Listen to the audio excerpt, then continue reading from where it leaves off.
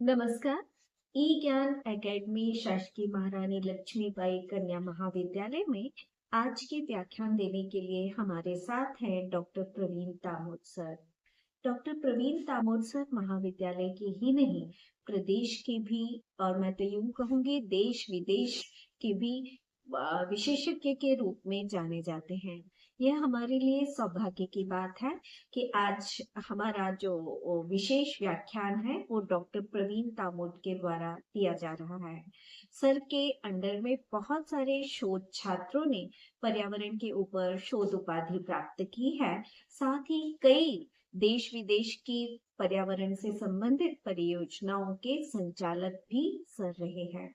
आदरणीय प्रवीण तामोद सर। नमस्कार। आज हम एक बहुत महत्वपूर्ण विषय पर्यावरण और उसके संरक्षण के ऊपर चर्चा करेंगे। आज पूरी दुनिया में पर्यावरण संरक्षण एक बहुत बड़ी चुनौती के रूप में उभर कर आया है। इस 21वीं शताब्दी में पूरी दुनिया पर्यावरण में हो रहे परिवर्तन को लेकर चिंतित है। क्लाइमेट चेंज, ग्लोबल वार्मिंग इस वक्त की सबसे बड़ी जटिल समस्या है और आज आवश्यकता है कि हम अपनी जीवन शैली को बदलें, पर्यावरण को समझें और प्रकृति के साथ और अन्याय ना होने दें। अतः आज पर्यावरण जैसा विषय जो उच्च शिक्षा विभाग के स्नातक स्तर के विद्यार्थियों के पाठ्यक्रम में तो उसका समावेश है ही, साथ ही जो फाउंडेशन कोर्स है उसमें भी पर्यावरण विषय एक एसेंशियल सब्जेक्ट्स के रूप में सम्मिलित किया गया है। स्नातकोत्तर स्तर की छात्राओं के लिए भी यह विषय रोचक तो है ही, साथ में उनके लिए ज्ञानवर्धक भी होगा और महत्वपूर्ण होगा। विद्यार्थियों, पर्यावरण शब्द जब आता है तो उसके विषय में हमको जानना बहुत जरूरी है। जो हमारे आसपास जो भी है वो पर्यावरण है और पर्यावरण के अगर हम मुख्य घटकों के बारे में बात करें तो पर्यावरण मुख्यतः 3 प्रमुख घटकों को लेकर बना होता है: एटमॉस्फेयर, हाइड्रोस्फीयर और लिथोस्फीयर। अर्थात अगर बहुत संक्षिप्त रूप में हम कहें या सरल भाषा में हम कहें तो एटमॉस्फेयर, हाइड्रोस्फीयर और लिथोस्फीयर इन तीनों का जोड़ ही पर्यावरण है।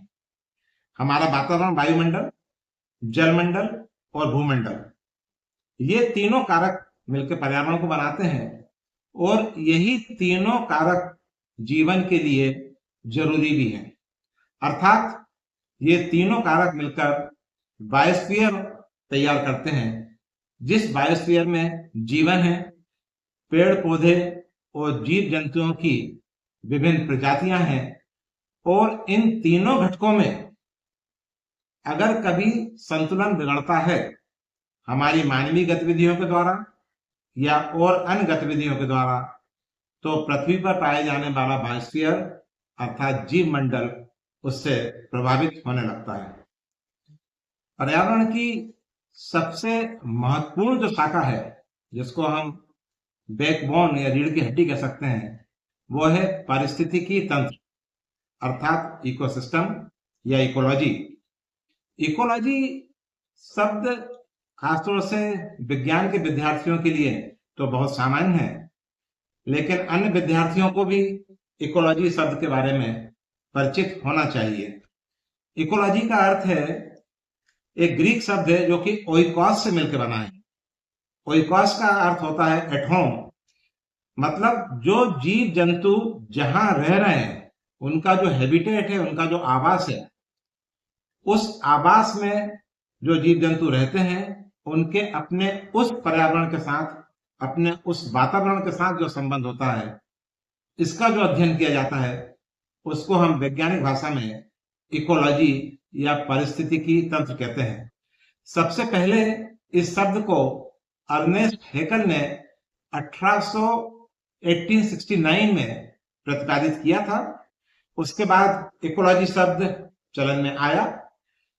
मुख्यतः पारिस्थितिकी तंत्र को हम 2 बड़े भागों में विभाजित कर सकते हैं। एक्वेटिक इकोलॉजी या जलीय पारिस्थितिकी तंत्र और टेरेस्ट्रियल इकोलॉजी या भूमंडलीय पारिस्थितिकी। एक्वेटिक इकोलॉजी 3 भागों में बांटी जा सकती है।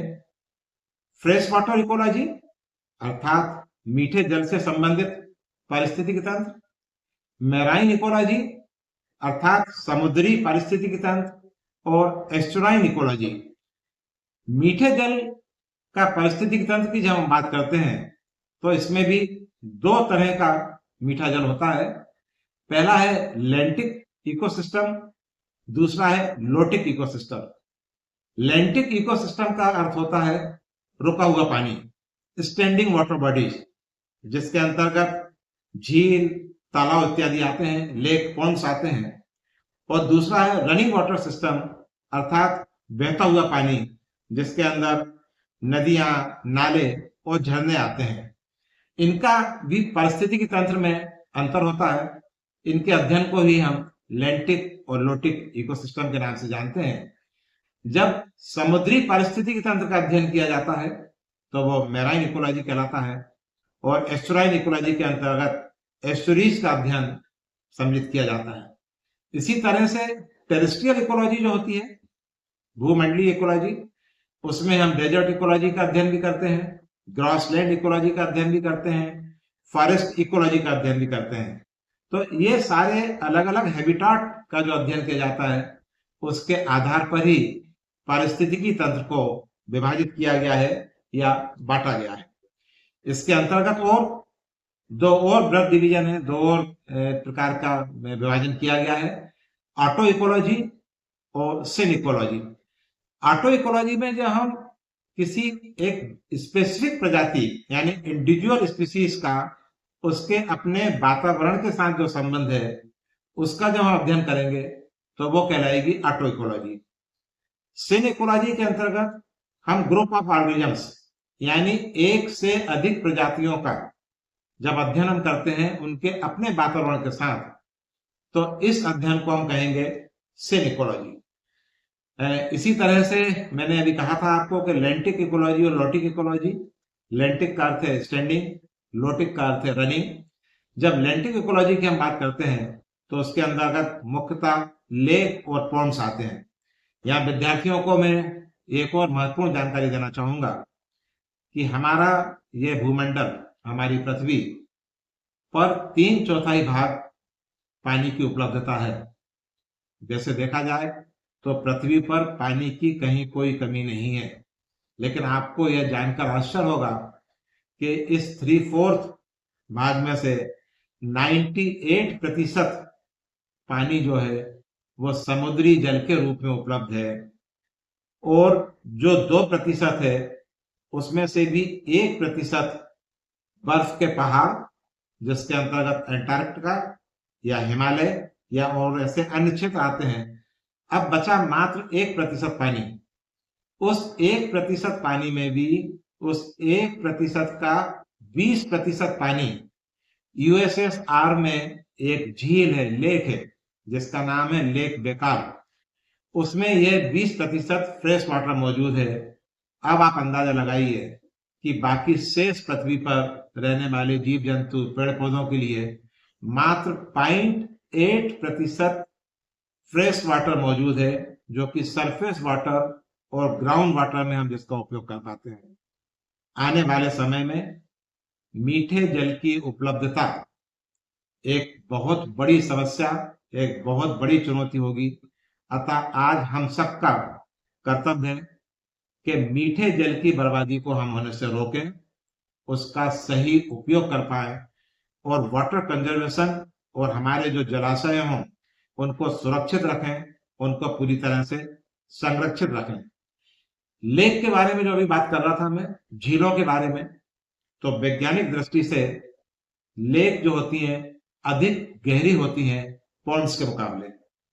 और लेक में 3 स्तरों में हम उसको बांट सकते हैं।